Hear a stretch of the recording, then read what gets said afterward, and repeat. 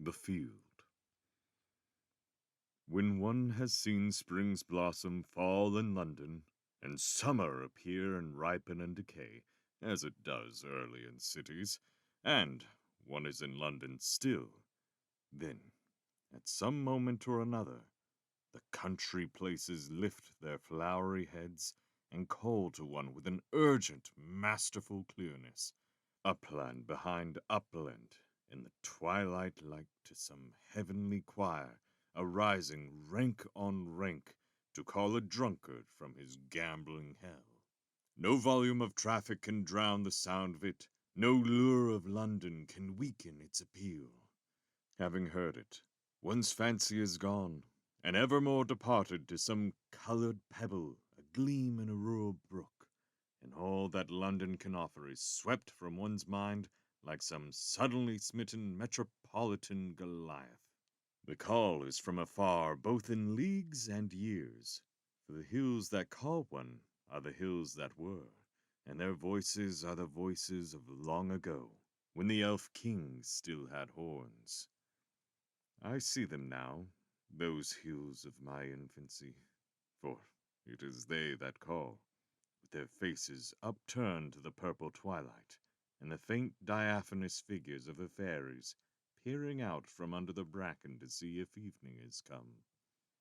I do not see upon their regal summits those desirable mansions and highly desirable residences which have lately been built for gentlemen who would exchange customers for tenants. When the hills called, I used to go to them by road, riding a bicycle. If you go by train, you miss the gradual approach. You do not cast off London like an old forgiven sin, nor pass by little villages on the way that must have some rumor of the hills, nor, wondering if they are still the same, come at last upon the edge of their far spread robes, and so onto their feet, and see far off their wholly welcoming faces. In the train, you see them suddenly round a curve, and there they all are, sitting in the sun. I imagine that as one penetrated out from some enormous forest of the tropics, the wild beasts would become fewer, the gloom would lighten, and the horror of the place would slowly lift. Yet, as one emerges nearer to the edge of London, and nearer to the beautiful influence of the hills, the houses become uglier, the streets viler, the gloom deepens, the errors of civilization stand bare to the scorn of the fields, where ugliness reaches the height of its luxuriance in the dense misery of the place, where one imagines the builder saying, "Here I culminate. Let us give thanks to Satan." There is a bridge of yellow brick, and through it, at some gate of filigree silver opening on fairyland, one passes into the country. To left and right, as far as one can see, stretches that monstrous city. Before one are the fields like an old, old song. There is a field there that is full of kingcups. A stream runs through it, and along the stream is a little wood of osiers. There, I used often to rest at the stream's edge before my long journey to the hills. There, I used to forget London, street by street. Sometimes I picked a bunch of kingcups to show them to the hills. I often came there. At first, I noticed nothing about the field except its beauty and its peacefulness. But the second time that I came, I thought there was something ominous about the field. Down there, among the kingcups by the little shallow stream, I felt that something terrible might happen in just such a place. I did not stay long there, because I thought that too much time spent in London had brought on these morbid fancies, and I went on to the hills as fast as I could. I stayed for some days in the country air, and when I came back, I went to the field again to enjoy that peaceful spot before entering London.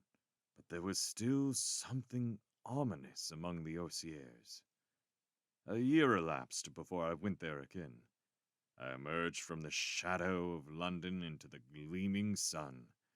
The bright green grass and the kingcups were flaming in the light, and the little stream was singing a happy song.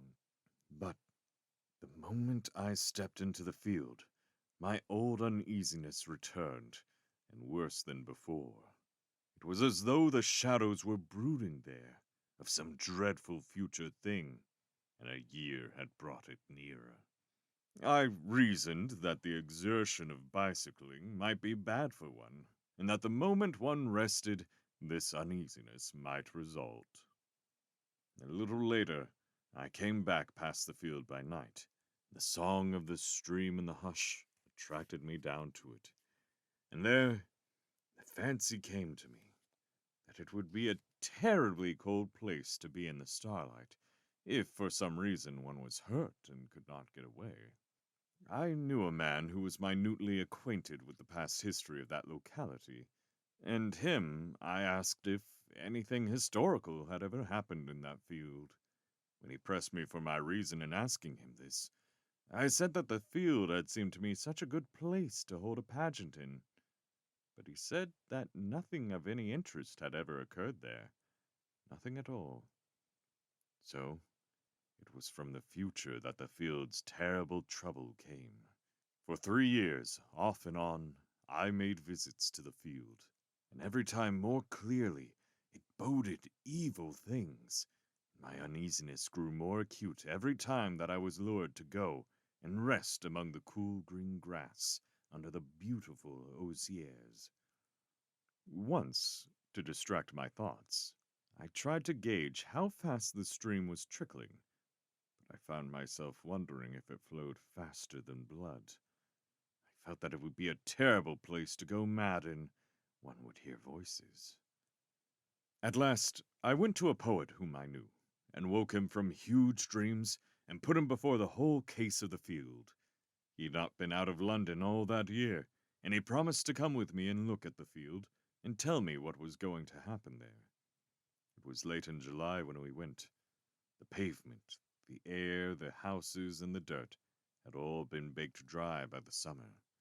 The weary traffic dragged on and on and on, and sleep, spreading her wings, soared up and floated from London and went to walk beautifully in rural places. When the poet saw the field, he was delighted. The flowers were out in masses all along the stream.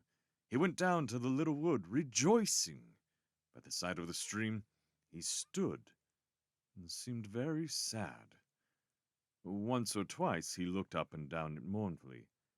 Then he bent and looked at the kingcups, first one and then another, very closely, and shaking his head. For a long while he stood in silence, and all my old uneasiness returned, and my bodings for the future. And then I said, "What manner of field is it?" And he shook his head sorrowfully. "It is a battlefield," he said.